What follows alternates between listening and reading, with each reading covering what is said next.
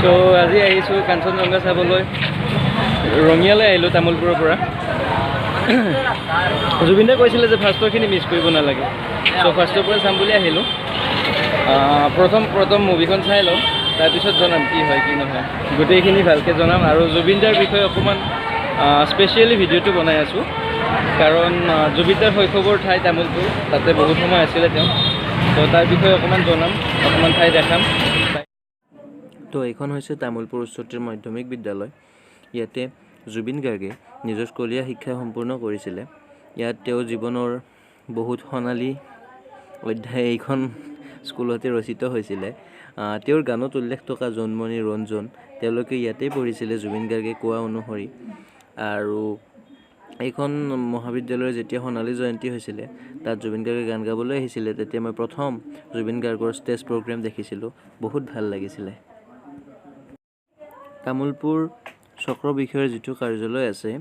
তাৰ প্ৰাংগণত থকা এই বকুল গছজোপাতে জুবিন গাৰ্গে উঠি বহুত সময় অতিবাহিত কৰিছিলে নিজৰ স্কুলীয়া জীৱনৰ সেই কথা জুবিন গাৰ্গে ইতিমধ্যে তেওঁৰ বহুত ইণ্টাৰভিউত প্ৰকাশ কৰিছে এইডালেই সেইডাল বকুল আকৌ সেইপিনে আছে তেওঁৰ বাসগৃহ সেয়া দেখাই আছোঁ এইটো যিটো বাসগৃহ দেখিছে চৰকাৰী বাসগৃহ ইয়াতে জুবিন গাৰ্গৰ শৈশৱৰ সোণালী দিনবোৰ অতিবাহিত হৈছিলে জুবিন গাৰ্গ তেওঁৰ ভণ্টি জংকী বৰঠাকুৰ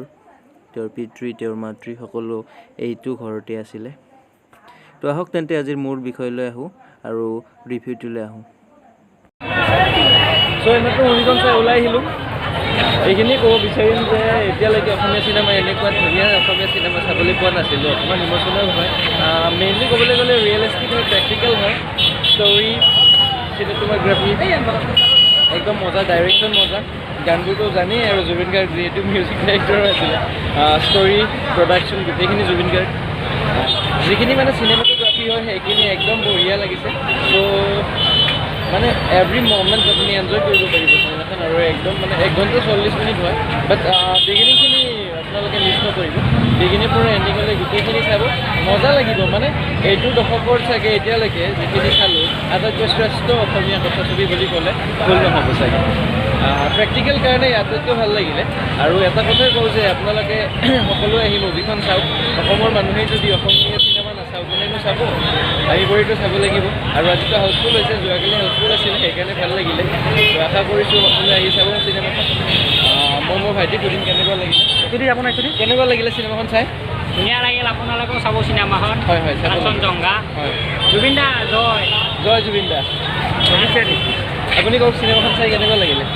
মোৰতো একদম বহুত ভাল লাগিছে এনেতো জুবিন দাই গান গাই চবেই জানে কিন্তু ইমান যে ধুনীয়া এক্টিং কৰিব পাৰে মানে বহুত আগতে মুভি চাইছোঁ এইখনত যিটো এক্টিং কৰিছে মানে কি ক'ম মানে বলিউডৰ মানে ছুপাৰষ্টাৰ কিছুমানৰ নিচিনা এক্টিং হৈছে মানে কি লাষ্টৰখিনি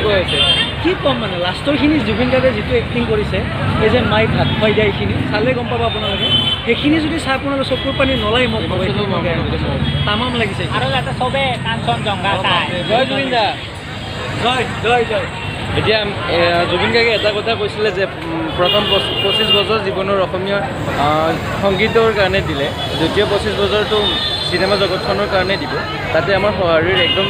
মানে প্ৰয়োজন তো আপোনালোক সকলোৱে ওলাই আহি তেওঁক সহায় কৰিব বুলি আশা কৰিছোঁ তেওঁৰ চিনেমাখন উপভোগ কৰক তেওঁ সহায় কৰিব নালাগে তেওঁৰ চিনেমাখন উপভোগ কৰক তেনেকেই তেওঁৰ সহায় হৈ যাব কাৰণ এইখন চিনেমা যদি আপুনি চায় এতিয়ালৈকে আপোনালোকে যিমানখিনি অসমীয়া চিনেমা চাইছে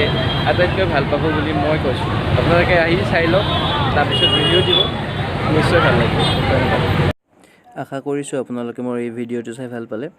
যদি ভাল পালে তেন্তে মোৰ চেনেলটো ছাবস্ক্ৰাইব কৰক এই ভিডিঅ'টো শ্বেয়াৰ কৰক লাইক কৰক আৰু যদি ভাল পোৱা নাই বা কিবা যদি অসুবিধা হৈছে বা কিবা যদি মই ভুল ভ্ৰান্তি হৈছে কমেণ্টত জনাব বুলি আশা কৰিছোঁ অনাগত দিনত আকৌ লগ পাম